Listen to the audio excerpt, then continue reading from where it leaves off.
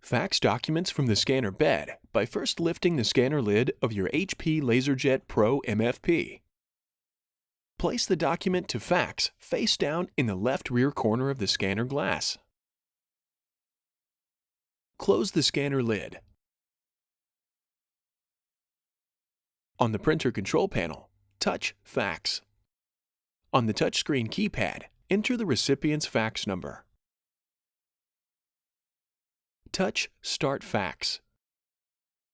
Touch Yes to confirm scanning from the scanner glass.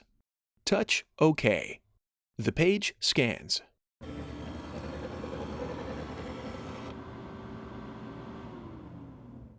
If the fax has multiple pages, touch Yes.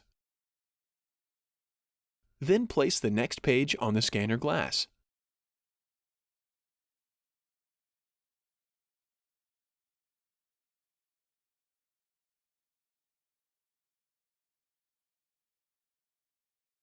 Touch OK.